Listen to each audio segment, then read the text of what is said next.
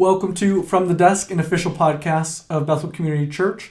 My name is Solomon Mochpow, and this is Leonard Tavernelli, and we get to serve as pastors here at Bethel. And Leonard, you preached through chapter 3 in Ecclesiastes, and it's been a fun series getting to go through this book. And again, I'm always impressed by the amount of text that you are able to make it through. There's always so much packed into each of these chapters. One of the things that I wanted to ask you about is that there was a poem in chapter 3, 2 through 8, a time and a season for everything. Now, I've heard some really weird sermons out of this text, but could you maybe help us understand what is actually happening here? Yeah, so, in the message, I focused on the big picture of it, that God sets the times, and we don't control them, and that, his point there is to get to verse 9, there's no gain. Time cancels out everything that it gives you. I didn't want to get into each one of those phrases because it would just take a long time to unpack them, right. And I think it would take away from the main point that he's making. However, I think this is something, when we're, what didn't make it into the sermon? Well, it was left on the desk. Yes, this was left on the desk. It just had to be. And so he talks about, there's a time to be born and a time to die. That one's pretty simple, straightforward. As I mentioned, it could be a time to give birth. But either way, there's a beginning and an end. Then he says something similar, a time to plant, a time to pluck up what's planted, perhaps talking about sowing and harvesting the field. Obviously, in an agricultural society, that's a pretty basic one everybody would know. A time to kill and a time to heal probably goes with a time to break down and a time to build up. So there's just a time to take life, a time to preserve life, a time to create, a time to destroy things. We just know that that's part of life. Right. As you could be your car. There's a time to buy a car. There's a time to send it up over to the dump. Right, and you were saying it's not necessarily prescribing you go and kill. Right. But it is described. There are times where, in human experience, that in war you have to kill. Oh yeah. Right. A time to weep and a time to laugh is probably more of like a private sort of sorrow and rejoicing, whereas a time to mourn and a time to dance is probably more of a public mourning and celebrating. Verse 5, a time to cast away stones and a time to gather stones together. This is one that... Tell us what it means. Yeah, this is one where it's kind of strange. So there actually are... people, a midrash interpretation of casting and gathering stones was that there's a time for sexual union, which, I read it, I don't get it. Okay. Apparently that is a possible interpretation. I think probably more likely that's talking about there's a time in war where they would throw stones into a field to make it unusable. And then there's a time to make a field usable. You gather up all the stones. And I think that just makes a little bit more sense. Yeah. A time to embrace, a time to refrain from embracing. There's just a time for friendship, meeting together, things like that. Or maybe that one's the sexual union. Yeah, interesting. That's not the one that they were talking about. Verse 6, probably verse 6 has to do with possessions. A time to seek possessions. There's a time to lose them. Time to keep them, a time to cast them away. As I mentioned, there's spring cleaning. Just stuff breaks. You get rid of it. That happens in life. Verse 7, a time to tear and a time to sow. So, something rips and you need to fix it. This can also be talking about mourning rituals, like they would tear their garments and lament. And then, of course, you have to sew them back together again, what you tore. A time to keep silence, a time to speak. I think that one's just pretty general, that there's a right time to say things, there's a time to just be quiet. Then verse 8 actually is a chiasm. And so a time to love goes with a time for peace. A time to hate goes with a time for war. The first two, though, A Time to Love and Hate, is probably more personal, whereas A Time for War and Peace is more of a societal. There's a time for war and peace. Yeah. And so, just walking through, I think that is probably the best understanding of everything he's saying there. There are different interpretations, but I think again, what we don't want to do is lose the main point. That, just God sets those times, and all those times end up, there's no gain from it.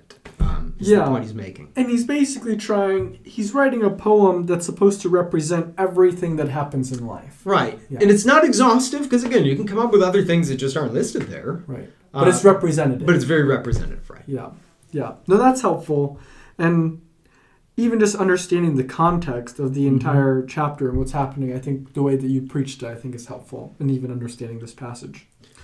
Okay, so one of the things that Ecclesiastes repeats over and over again, and I think we heard it twice, something similar, right? In verse 12, it says, I perceive that there's nothing better for them to be joyful and to do good as long as they live. Also that everyone should eat and drink and take pleasure in all his toil. This is God's gift to man. And then down in verse 22, it says, I saw that there's nothing better than a man should rejoice in his work, for that is his lot. And so it seems like Ecclesiastes is making this application point. Everything's meaningless, or everything's vanity.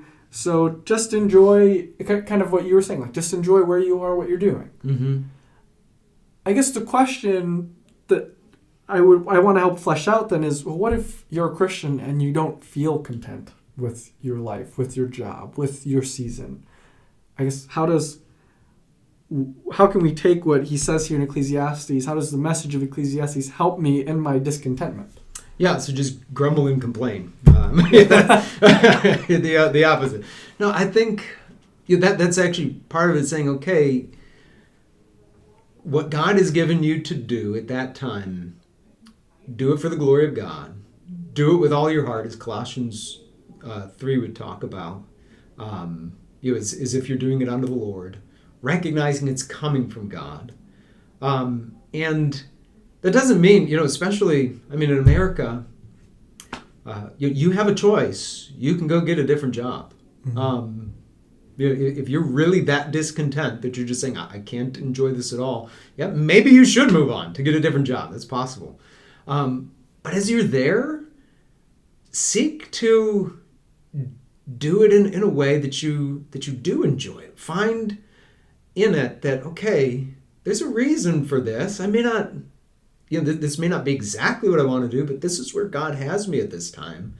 And so finding joy in what you're doing, I think it is commendable and something we ought to be able to do, as long as it's something that's right and good and beautiful. Again, I think I may have mentioned it not too long ago in a sermon, that obviously being a drug dealer is not an acceptable vocation.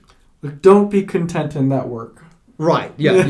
Get out of that work, repent, and turn from it. Yeah. But if it's even if it's something that you're just like, man, this is monotonous, or I don't like my boss. Okay, if you don't like your boss, you don't like your boss. You can still like your work. It's enjoying it because that's where God has you now, and recognizing God has a purpose in it. Even as I think of James 1. Or Romans 5, that God uses even the sufferings of life to make us more like Jesus. So what ought we to do? We ought to rejoice in them, is what James says. And so we ought to be learning to do so.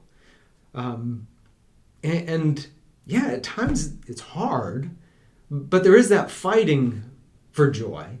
And being willing to say, okay, this is where God has me. He knows what he's doing. And until he moves me on, whether that be through me getting let go, or whether, I had a job. I remember I was a debt collector. I despised being a debt collector. I was just bad at it. Yeah. I rarely ever made my quota for the month. I wasn't mean enough to be a debt collector. And so I didn't like it. When they let us go, I rejoiced. I was like, yes! Yeah.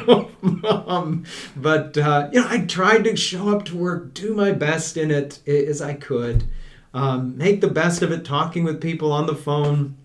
Most of the time I didn't despise it.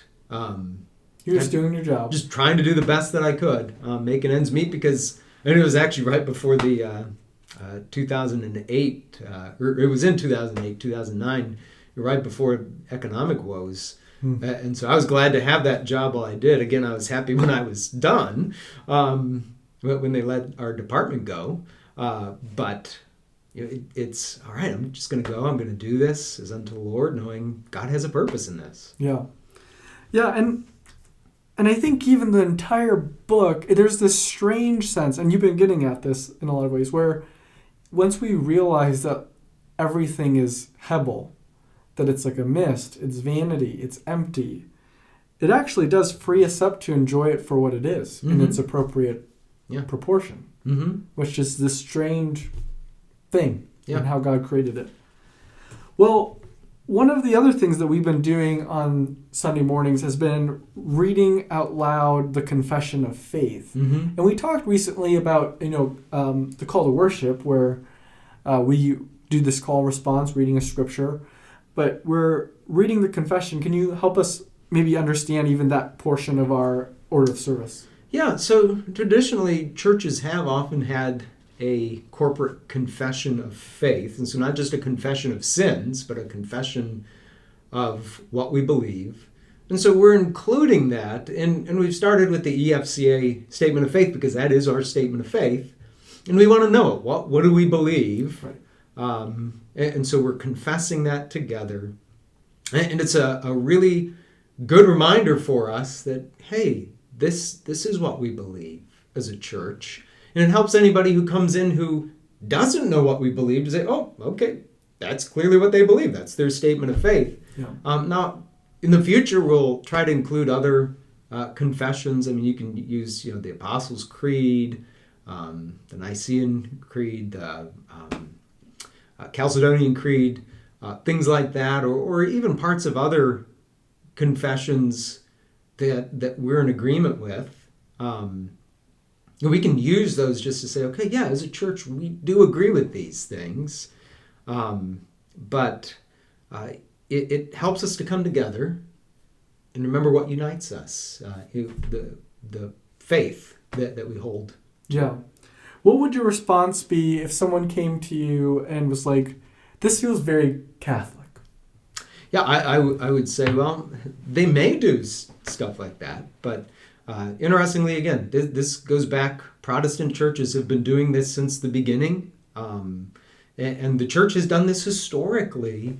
Going back again, they had the Apostles' Creed long before, or the Nicene Creed, or the Chalcedonian Creed, long before there was what we would call the Roman Catholic Church. Yeah. And so that's important to know that there's a history to this, and I mean, it does feel a little traditional, I guess, but I don't think tradition is necessarily a bad thing. Yeah. I think it's beautiful if we really do see it as we're saying something as a community of faith, what we believe together. Yeah, and it causes us to stop and say, do I really believe that? Yeah. Well, thanks so much, Pastor Leonard. And thanks so much for joining us in this episode of From the Desk. We hope to see you this coming Sunday. God bless.